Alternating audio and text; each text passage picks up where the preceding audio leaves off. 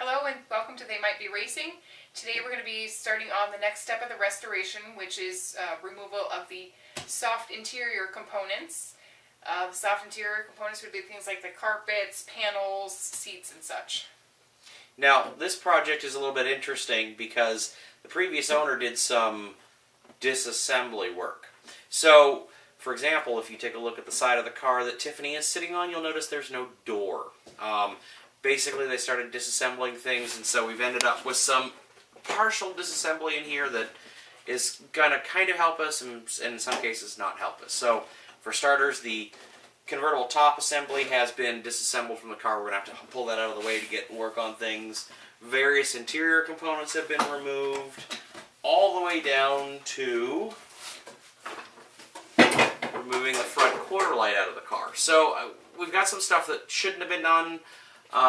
We're going to have to deal with that, but mostly this is just to strip everything. This part is just strip everything soft, in other words, and anything that is not the dashboard or anything hard, underneath the dashboard, out of the interior of the tub. So we're basically going to start hauling everything out. Let's go! Now, as we said, the seats had already been removed. Makes this a lot easier.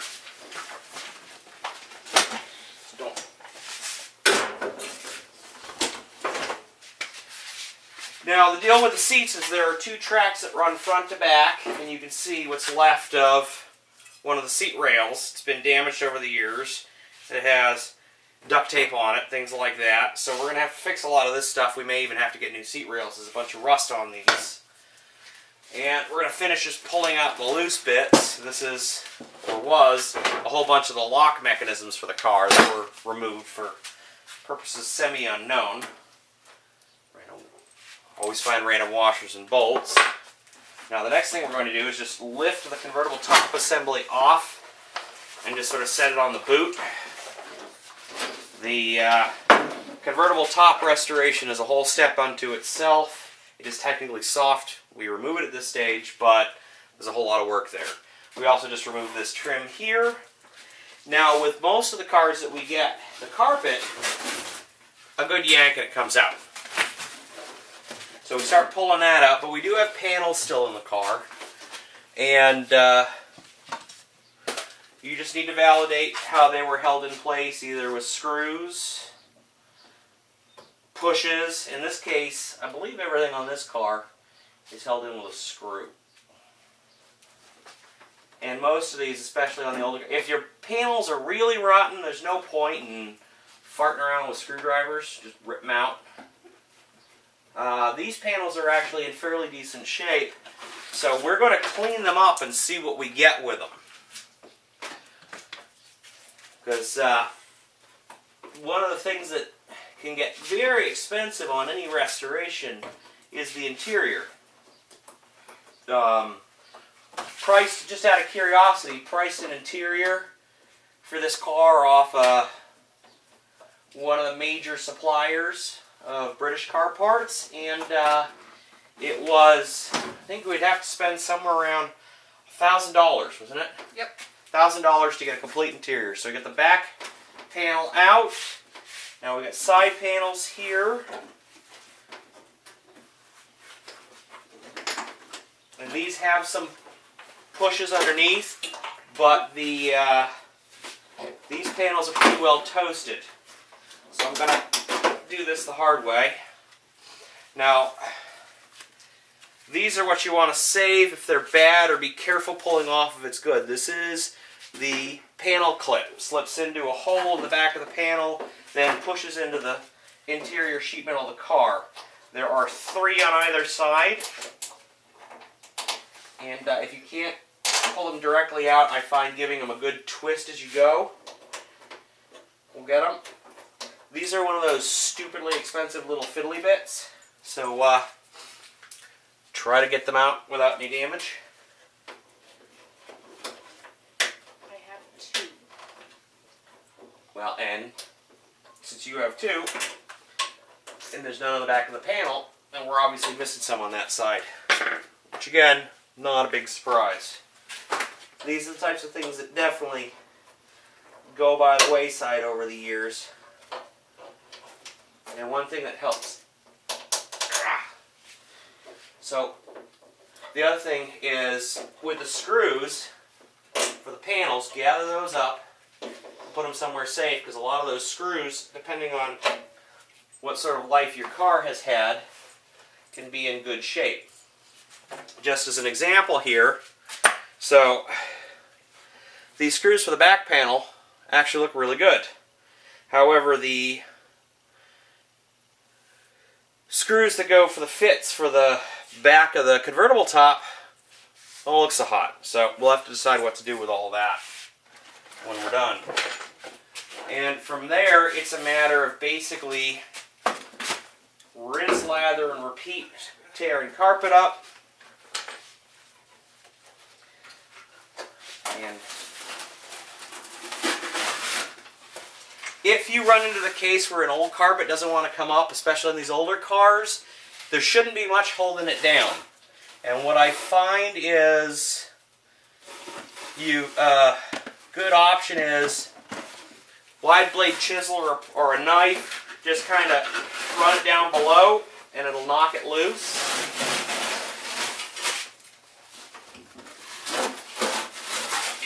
And now what you'll start to see is what the body tub looks like.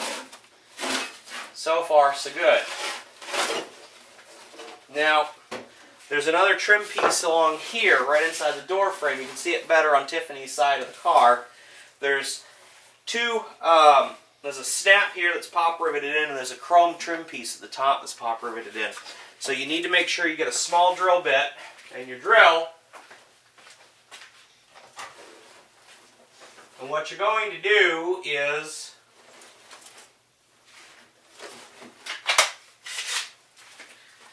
very carefully drill into the center of the rivet.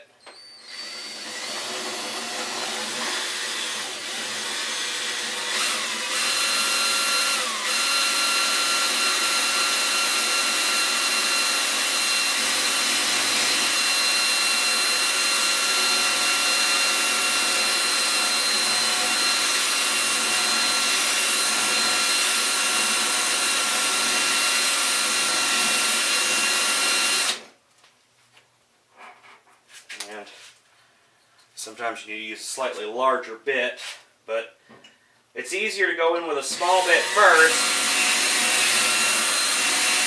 and then come back with a larger bit if you have to. If you do it carefully, you get the pop rivet cap off, and then that should make it very easy to remember that there's another rivet on the front side.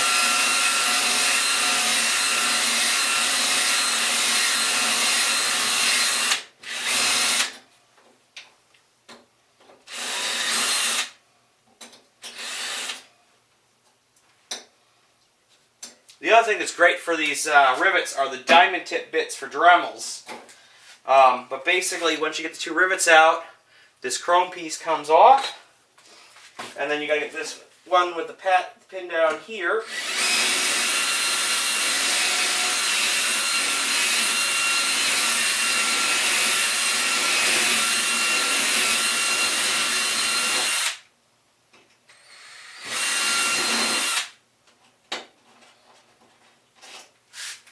That's warm.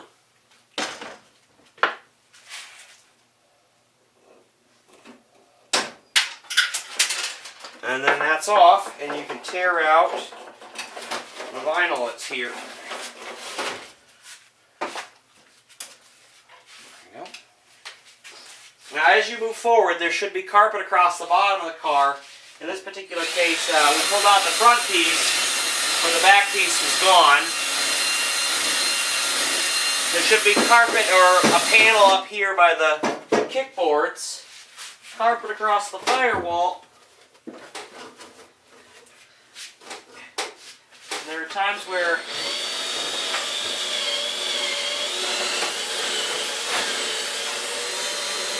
now one of the fun parts for this car is some of the things like the bonnet release actually come through the carpet.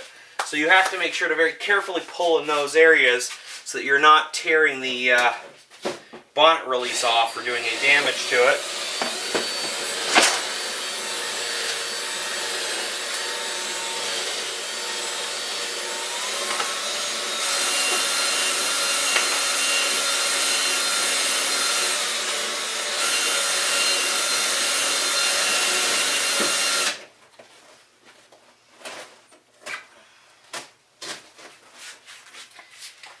And that should basically, once you've got all this, leave you with the metal piece, the metal cap that goes over the gear shift.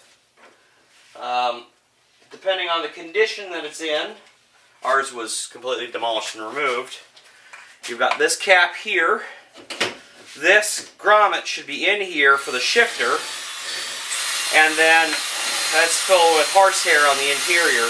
You have to take the gear shift knob off, pull this, and this is screwed down with 4 screws. Once we're done with this and we start to clean up, we're going to have to take this piece, scrape out this old insulation, sandblast paint, etc., and put it with the rest of the to-be painted stuff. Now, the other thing you should run across during this phase are seat belts, which were removed from this car at one point in time. We had what was left of them, but to be perfectly honest,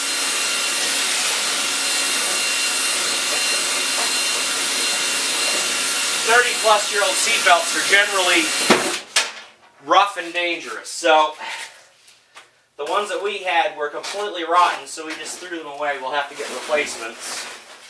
Again, most of this carpet gets pitched. And so now all we've got left is basically a bare interior here. Wiring harness running down the passenger side, or I guess if you're in the UK that would be the driver's side. Everything's bare all the way up to the footwells. The dash is left intact because we do that as a whole separate unit. What you can now do is shop vac in here, vacuum clean out all this stuff. You want to check the condition of the body and see how bad the rust is. Now, a lot of our restoration steps involve immediate acquisition of the new parts and either reassembly or storing it away.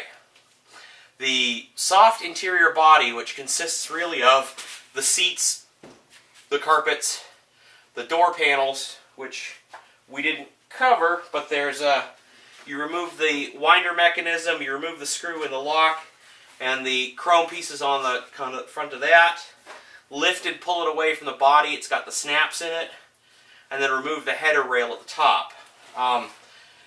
But once this is done, what you need to do is figure out basically what it is you want to do with the car long term. So, because you can go out and get really fancy leather kits, you can go and just get original equipment vinyl, you can customize it, you can do your own thing, you can buy a kit from Moss or VB, what have you. But you want to take your time making that decision, because remember, for you as the driver, you spend most of your time sitting in the interior of the car, not on the exterior. So if the exterior is flawless, but you got a crummy interior, you're going to be stuck looking at the interior. So you need to decide what you're going to do. Now, interiors can be, like I said, very expensive. We priced just a basic stock interior for this, about $1,000. What you can do is pick one vendor, Moss or VB, what have you, go straight with them with their stuff all the way through, but you can space out the acquisition. So the thing that needs actual repair at this stage of the game is the seats. So the seats are going to need to be stripped down, recovered. You may have to replace the seat foams. The spring stuff underneath the bottom of them is probably shot. You want to get that first and restore the seats. Then you want to look at getting the door panel kits or making your own, and then finally acquiring the carpet. And the reason why you don't need to really rush on this stuff is that this is basically the last stuff to go in the car. So there's no point in running out and getting it today because you're not going to be able to do anything to it. And honestly, if the carpets are folded up or in a weird shape in your garage, they're going to come out weird when you go to install them. So this basically is the soft interior project for this car. It's extremely easy. For a lot of other cars, it can be very difficult. But for now, we're basically just going to pick up the mess we just made and carry on. So until next time, happy motoring, and we will hope to hear from you soon. Bye!